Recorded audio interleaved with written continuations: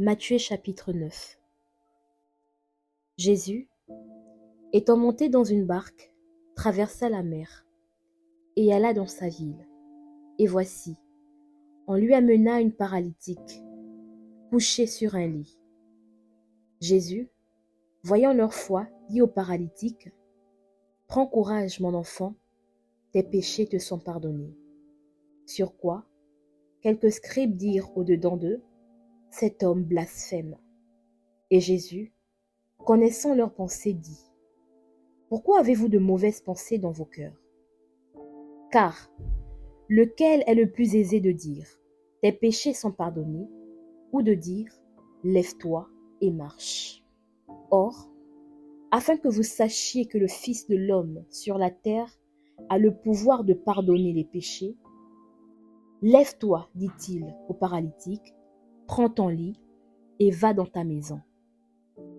Et il se leva et s'en alla dans sa maison.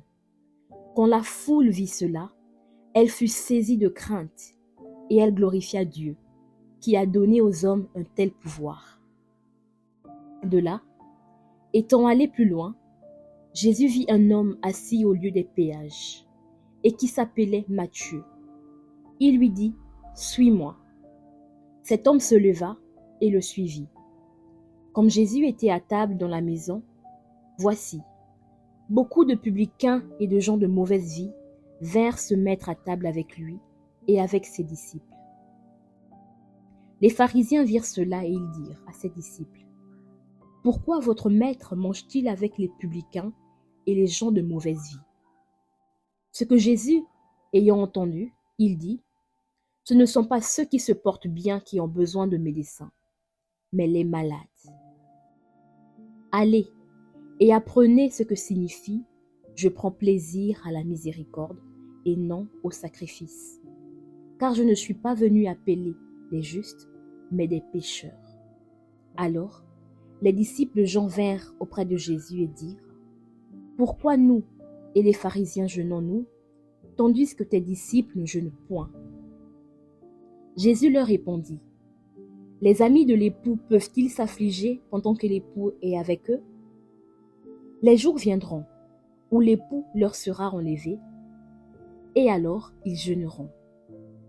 Personne ne met une pièce de drap neuf à un vieil habit, car elle emporterait une partie de l'habit et la déchirure serait pire.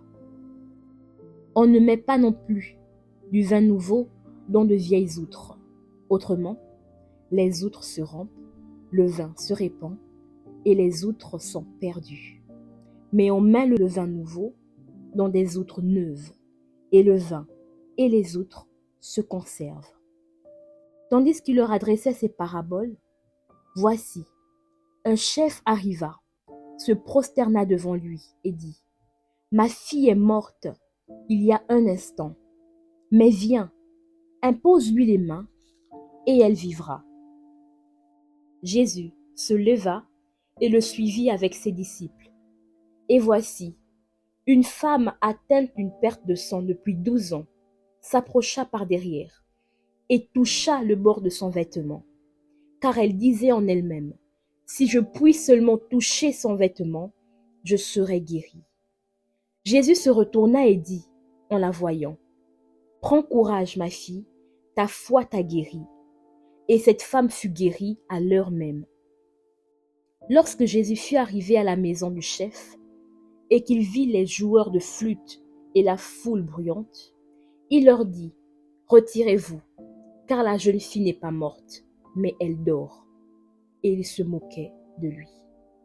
Quand la foule eut été renvoyée, il entra, prit la main de la jeune fille, et la jeune fille se leva. Le bruit s'en répandit dans toute la contrée. Étant parti de là, Jésus fut suivi par 2 aveugles, qui criaient, « Aie pitié de nous, fils de David. » Lorsqu'il fut arrivé à la maison, les aveugles s'approchèrent de lui, et Jésus leur dit, « Croyez-vous que je puisse faire cela? » « Oui, Seigneur, » lui répondirent-ils. Alors, il leur toucha leurs yeux, en disant, « Qu'il vous soit fait selon votre foi. » et leurs yeux s'ouvrirent. Jésus leur fit cette recommandation sévère. Prenez garde que personne ne le sache. Mais dès qu'ils furent sortis, ils répandirent sa renommée dans tout le pays. Comme ils s'en allaient, voici, on amena à Jésus un démoniaque muet.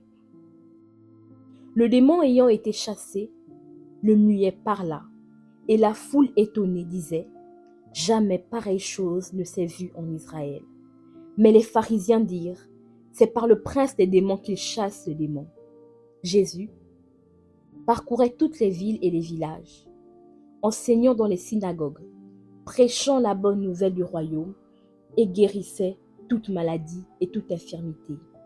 Voyant la foule, il fut ému de compassion pour elles, parce qu'elles étaient languissantes et abattues, comme des brebis qui n'ont point de berger. Alors il dit à ses disciples, « La moisson est grande, mais il y a peu d'ouvriers. Priez donc le maître de la moisson d'envoyer des ouvriers dans sa moisson. » Amen. Par ce passage, je voudrais que vous tirez 3 leçons.